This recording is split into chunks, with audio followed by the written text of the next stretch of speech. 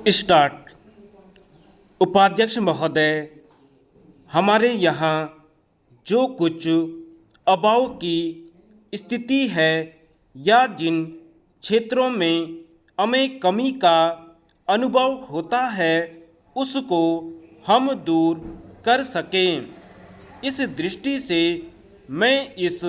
Budget का स्वागत करती हूँ। इस बजट के अंदर जिन बातों का विशेष रूप से उल्लेख किया गया है वे सब इस दिशा में सहायता करने वाली हैं और इनसे अधिक उत्पादकता को बल मिलने वाला है। हम विशेषताएं यह देखते हैं कि हमारी योजना की जो बहुत बड़ी रकम है और जो करीब करीब 11,000 करोड़ रुपए की व्यवस्था उसमें की गई है, उसमें 20 सूत्री कार्यक्रम के माध्यम से जो गरीबों को ऊंचा उठाने की योजना है और इसके अलावा हमारे देश के बुनियादी ढांचे से संबंधित जो क्षेत्रक हैं जिनको हम आधारिक संरचना कहते हैं उसको तैयार करके आगे हम अपनी उत्पादन व्यवस्था को मजबूत कर सकते हैं। उसके लिए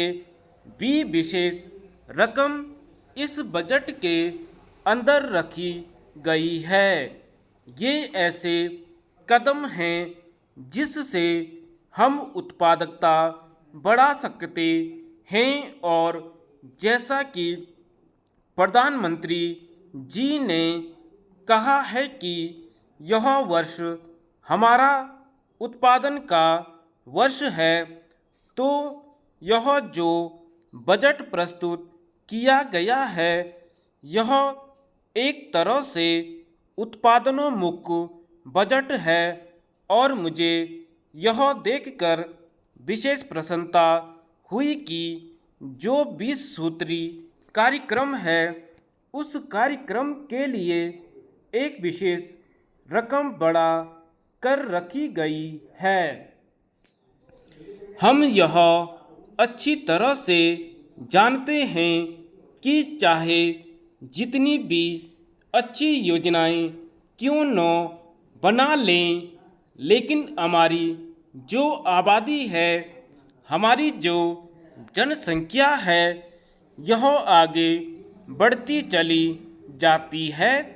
तो चाहे बहुत ज़्यादा औद्योगिक उत्पादन हम करें या चाहे जितनी भी हम उन्नति करें और आर्थिक विकास करें, वह सब बढ़ती हुई जनसंख्या के बीच में बंट जाता है और फिर प्रगति की औसत कम लगने लगती है और ऐसा लगता है कि हम बहुत आगे नहीं बढ़े हैं। अभी जो नवीनतम जनगणना